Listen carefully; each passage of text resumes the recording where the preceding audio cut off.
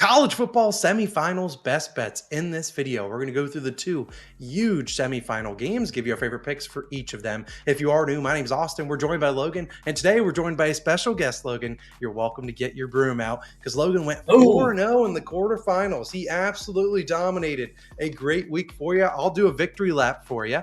You had Penn State minus 11.5, Arizona State plus 12.5.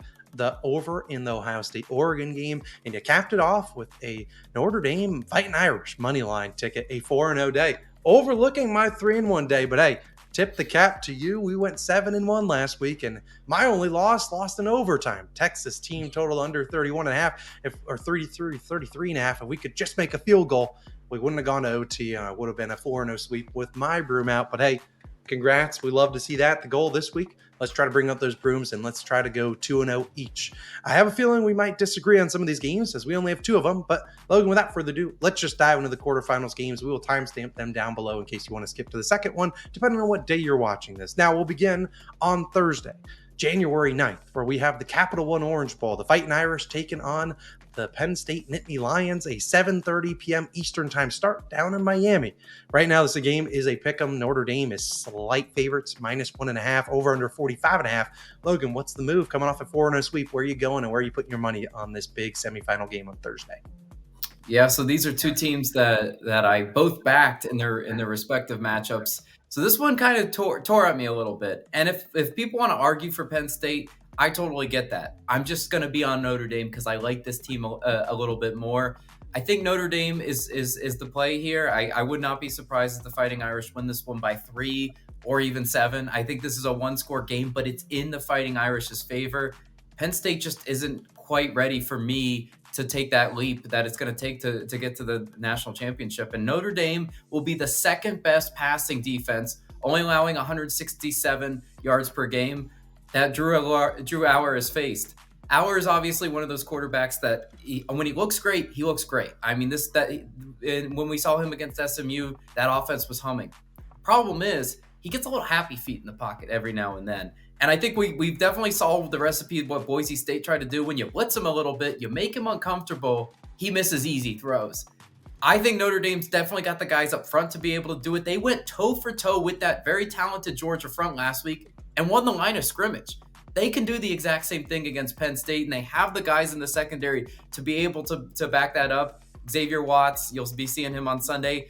It would be a really interesting matchup to me to see them put Watts on a guy like Tyler Warren. I mean, Tyler Warren, obviously a pro-type tight end as well. He's a matchup nightmare, but I think the Irish can kind of scheme him. And then we look on Notre Dame's offensive side of the ball. Riley Leonard last week, he absolutely stepped up in that big moment when they needed him to use his legs. He used his legs, but he's still capable as a passer. Riley is going to be able to use his legs against Penn State. I don't really think they're going to be able to contain him. They may be able to contain him, but they're not going to completely stop him. It's just too much of a matchup advantage for Notre Dame's offense. I like the Fighting Irish in this one. Yeah, before I even dive into this game, I forgot to note you are on a 23-12 run in college football. That's a 66% hit rate the last few weeks. As you see, I'm still rocking my red polo, 38-11 over the last few weeks, 78%. Can't get much better than that. In terms of this game, I have my pick. It will be, we've started off the weeks with a first half under, so I'm going to do it once again. I love the first half under, 23.5. Before I even dive into that, I'll touch on the outcome of this game. I think if I were to bet it, I would be with you. I'd be taking probably Notre Dame in there. I just think they're the better team. But again, I don't know if I see a big edge there. I could see this one going either way. And I think if Penn State won, you wouldn't necessarily be super shocked. I like the under, though, in the first half. You guys know I don't really like taking full game unders. I feel like the first half, you get a low scoring game. In the second half, if you had the full game under, suddenly there's like 2 quick touchdowns in the first few minutes. It was like that same thing it was the Notre Dame Georgia game. The first half soared under, and then boom, you had 2 quick touchdowns. If you had the full game under, you were sweating that one out. I think this is a lower scoring game, kind of like how you touched on.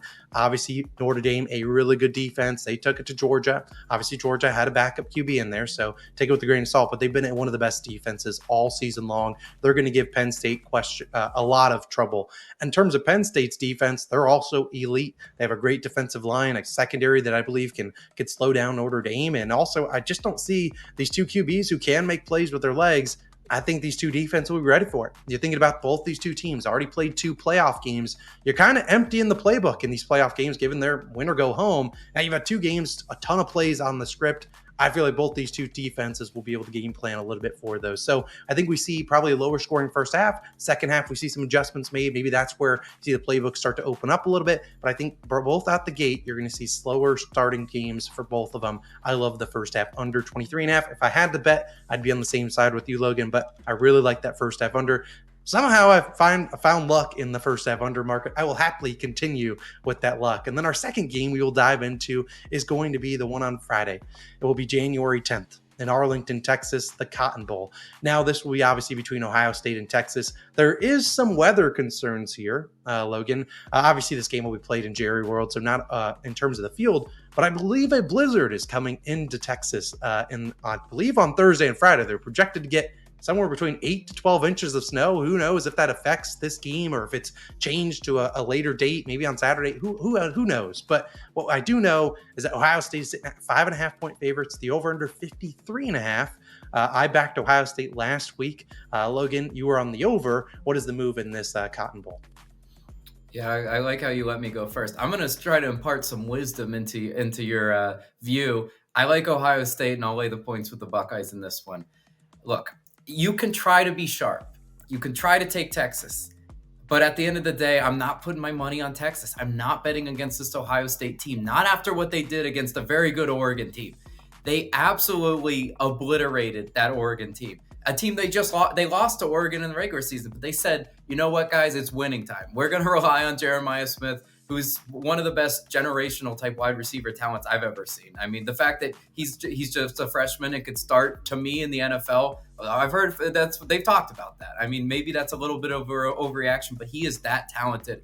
Doesn't matter really how you defend him. He's going to find himself open. And it doesn't matter, whatever Texas does to scheme against him, that's okay. They still got guys like Carnell Tate. They still got Ibuka. They still got Travion Henderson and Judkins. That is just a lethal offense. There's a reason why Ohio State kind of put all their chips in the middle of the table. I don't think Texas is going to stand in the way of that. This is a Texas team that they always let the foot off their gas in the second half. Even if they do jump out to some sort of lead, I still think Ohio State can really close the gap in the fourth quarter and get us that cover. There's a reason why I was on Arizona State last week. I said, Texas just plays with their food too much. You play with your food against Ohio State, and you'll look up at that scoreboard, and you're automatically down 2 touchdowns. That's how explosive they are. With Will Howard not turning the ball over when he's playing like this, I just don't see how you can really get to Texas. Ohio State averaging 39.4 points per game over its previous 5 games. Well, and their defense has definitely had their backs. They have one of the best defensive fronts. I could go on and on and on about how on paper, I think Ohio State is the better team, but they really just got to go out and play like it because they can blow out Texas. Yeah, I hear all your points, and I understand that the comment section is not going to like this, and they will probably call me an idiot, but I will be on Texas. I will take them up to 6.5, just on the off chance. 6.5 is like minus 115. I'll give you a 5.5, Logan. You could take that, take the better number. I don't disagree with the points you've made. Ohio State has looked like a juggernaut. They've absolutely destroyed the teams they faced since coming into the playoff. Obviously, he took care of business in both games. Obviously, they steamrolled Tennessee, and then they destroyed Oregon. But I just feel like this sets up for a close game. I think this is a field goal game. I think everyone has counted out Texas after they should have lost. We can agree with that. They should have lost last week against Arizona State. Everyone's counting them out. They're counting out Quinn Ewers, counting out Steve Sarkisian. I think they have a good game plan in here. I think everyone is now all in on Jeremiah Smith. He is still a rookie, freshman wide receiver. I think they're able to slow him down a little bit. And I think Will Howard can make mistakes. He's done it plenty of times this season. Coming into a big game, now they are the big favorites. Recently coming into the playoffs, people were counting them out, said, oh, maybe Tennessee could beat them, maybe Oregon, they'll stop them. Now that they are now the big favorites, I think Texas can use that against them. I think they are still one of the most talented teams in college football, and I'm not sure. They steamrolled Oregon. I get they're a really good team. I like the Texas defense better than that. They didn't have a good showing on last week against our Arizona State. I get it. But I just feel like this is way too big of an overvalued spot. I think if you were to say this was the first game of the playoffs, I bet you this line's maybe 2.5. But given the first 2 weeks of the playoffs, all the steam coming in on Ohio State. I think that's way overvalued. I might look like an idiot, but hey, I'm 38-11 in CFB. I can afford one loser. I don't think it comes here. Give me the Texas Longhorns, a team that I faded last week, plus 6.5. I know. I just feel like, Logan, I'm going on to Twitter, and this was on NFL Sunday, and I saw people taking some chalk favorites, parlaying them with Ohio State ML, saying there was no chance the Buckeyes lost. I just don't know, man. I don't know how you can be that confident laying the points. I mean, I guess I understand it, and I know the comment section now, you're going to have to decide who you want to roll with, but I don't know. I'm feeling weird about the Texas Longhorns. I mean, you got to agree, Ohio State's pretty dang square.